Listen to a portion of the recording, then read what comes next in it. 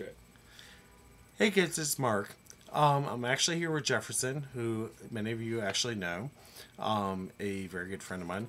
And so I actually had an interesting week. I started the new job, you all know, and then what is this?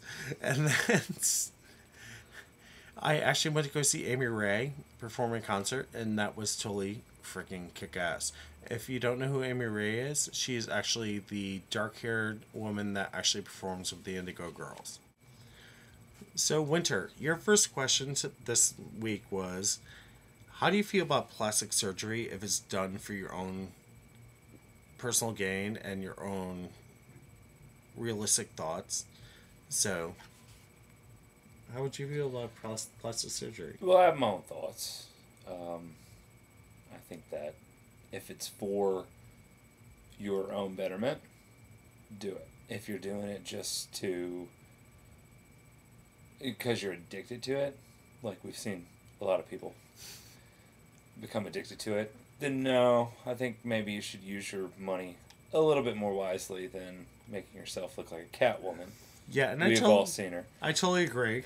But if you're going to do it there are some levels of each of our lives that if you can do it to make yourself feel better about yourself, but also it's not an extreme part of it. Like if you just need a little something extra taken off just to make yourself feel better in everyday life, do it. If you have money for it, do it. Otherwise, Yeah, I totally agree with that. Give me the money. I need it. Right? I totally agree with that.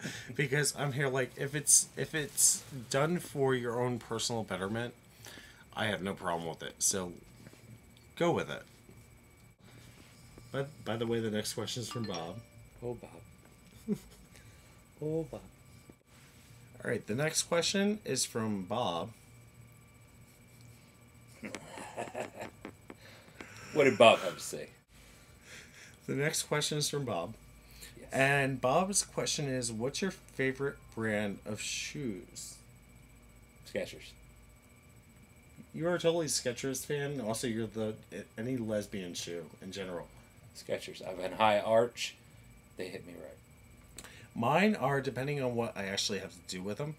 I love Doc Martens. We all know I love Doc Martens. And then also... Emo. There's also certain things with me doing the work I do where I'm on my feet all the time. Yeah.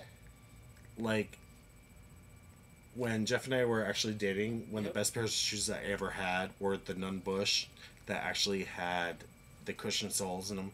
And also, you should have seen them after about 6 months. They blew out the side. Gone. They blew out the side, yeah. And then also, I love Dr. Scholl's shoes on that. And then the other big problem I have... I'm gelling like Magellan. The other thing I also have to say is if they're exercise shoes or athletic shoes, New Balance, because I have big old Fred Flintstone feet. Yeah, New Balance. Yeah. Tennis shoes. And Bob knows what I'm talking about, tennis shoes. And I have big old Fred Flintstone feet. I really do. All right, so Megan, your question is, how do we all gain marriage equality? And it's not an easy question. It's actually very difficult. I think that we all just need to stick to our guns, and we need to realize who we are and galvanize ourselves as a group of people. I mean, it's not an easy thing to say. I think we actually need to start getting a little more militant. Not as much militant, but look at our past, and look at our past as a people, as Americans, as in our fight for civil rights. Not mine, per se, but in what our history has shown, and what progress has been made. Look at what just happened, and I think we need to get a little less complacent in general. But we don't. It's not our place to cause a ruckus where we shouldn't, because there should be no ruckus. It should just be, okay, you can do this. You're an American citizen. You're under our Constitution. This is what you're granted. We just need to stop refusing to be second-class citizens. Or we could just take guns to all the conservatives. Or as so many other ones say, we just need to start bombing shit. Well, I won't condone that. Just say again what you just said. I don't think it's a personal thing. Well, it is personal to some people, but I think it comes down to we have to unite as a people. Unfortunately, we are a minority that is being overlooked. And it's not about what I think, it's not about what any one person thinks, it's just about what we all think. And when we all come together, and especially the people who support us, then maybe something will get done. I don't think we haven't seen the end of gay rights in California.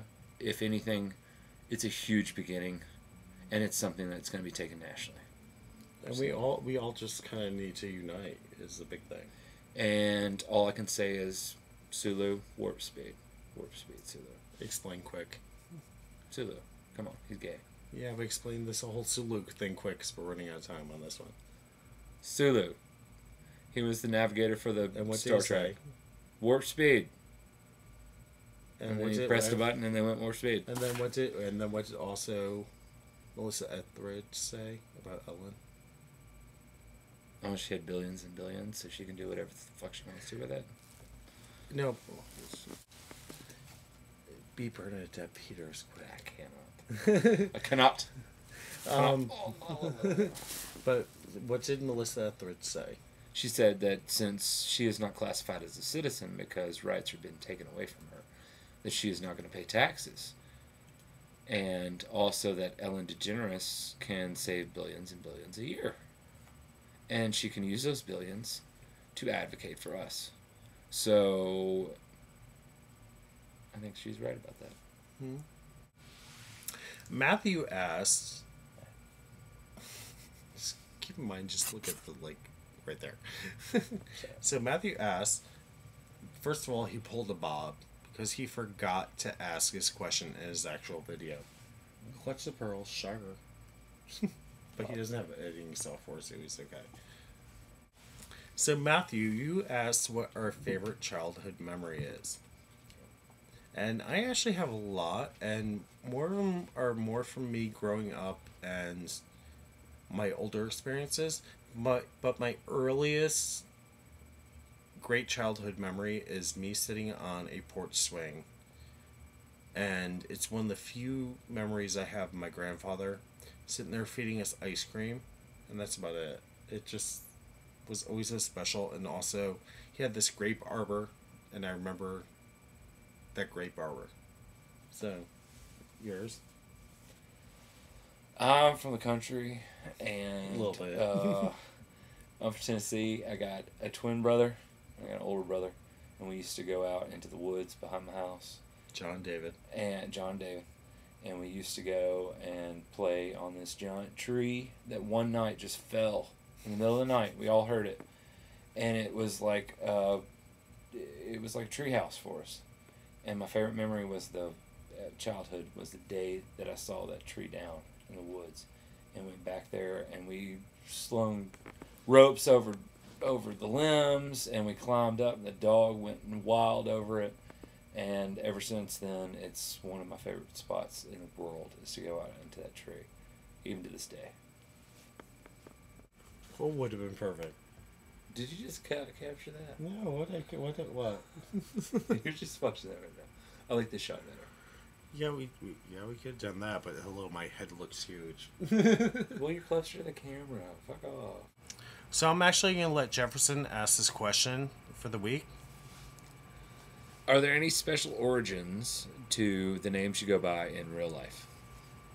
Mine is actually Mark, and it was actually a biblical name, and I grew up in a very serious Roman Catholic family.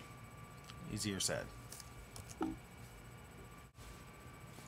My name is Jefferson Duval, and I'm named after my grandfather, and Duval comes from both sides of my family. So...